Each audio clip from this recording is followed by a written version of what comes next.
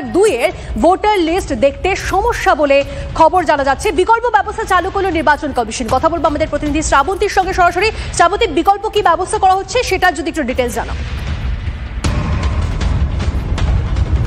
দেখো, গতকাল কুণাল ঘোষ যখন থেকে অভিযোগ করেন তখন থেকেই নড়েচড়ে বসে কমিশন এবং কমিশন কর্তারা বিকেলের মধ্যে সার্ভার ডাউনের কথাটি স্বীকার করে নেন। তাদের বক্তব্য, সার্ভার ডাউন থাকার জন্য সিইও ওয়েস্ট বেঙ্গলের যে ওয়েবসাইটটি রয়েছে সেটি সম্পূর্ণরূপে কাজ করছে না, যার ফলে অনেক জায়গাতেই এই নাম দেখার ক্ষেত্রে একটা সমস্যা হচ্ছে। তারপর আজকের সকালবেলায় তারা এই নতুন ওয়েবসাইটটি চালু করেছে। পুরনো ওয়েবসাইটটিও থাকছে, কিন্তু তার সাথে নতুন ওয়েবসাইটে যাবতীয় তথ্য দেখা সম্ভব হবে। এমনকি নতুন নতুন যে সমস্ত তথ্য এসআইআর সংক্রান্ত থাকবে সেখানেও আপলোড করা থাকবে।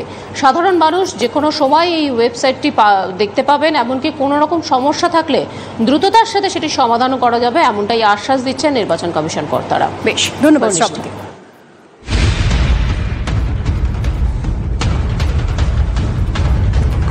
এদিকে ভোটার তালিকায় কারচুপির অভিযোগে গতকাল নির্বাচন কমিশনকে নিশানা করেন কুণাল ঘোষ। অভিযোগ করেন একাধিক জায়গায় 2002-এর ভোটার তালিকার হার্ড কপির সঙ্গে মিল নেই কমিশনের আপলোড করা ভোটার লিস্টের। পাল্টা কমিশন বলে সার্ভারের সমস্যার জন্য এই ঘটনা ঘটে থাকতে পারে।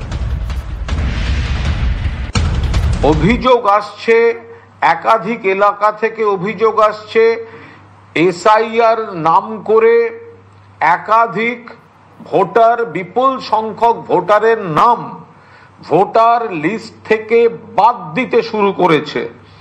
আমরা যেটা সাইলেন্ট ইনভিজিবল রিগিং বলছি, অর্থাৎ চুপি চুপি কারচুপি।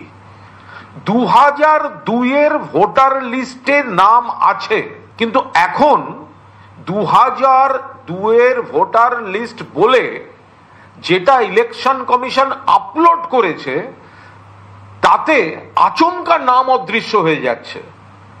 যাদের কাছে 2002-এর ভোটার লিস্টের হার্ড কপি ছিল তারা বিষয়টা ধরে ফেলছেন।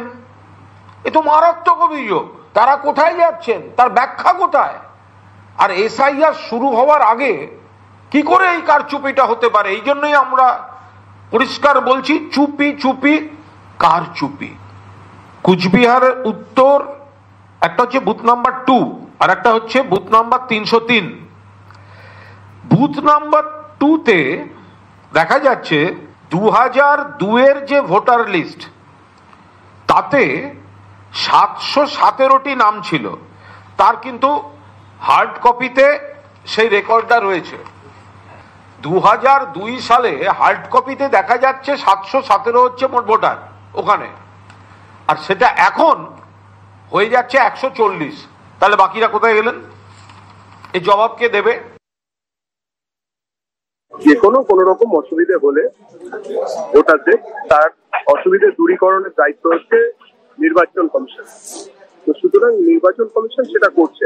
এই নিয়ে রাজনৈতিক দলের কিছু বলার থাকে না, শুধু একটা কথাই বলতে হবে, হিন্দু মুসলমান নির্বিশেষে যারা স্বাধীনতার পর থেকে এই রাজ্যের মাটিকে ভালোবেসে থেকে গেছিলেন এবং পূর্ববঙ্গ অধুনা বাংলাদেশ থেকে আসা ধর্মীয় নিপীড়নের কারণে যারা পালিয়ে এসেছেন, সেই হিন্দু উদ্বাস্তু নাগরিকদের যারা ভারতে নাগরিকত্ব চেয়েছেন, পেয়েছেন, পাচ্ছেন, তাদের সবাইকে ভোটার লিস্টে রাখতে হবে। এটাই আমাদের দাবি।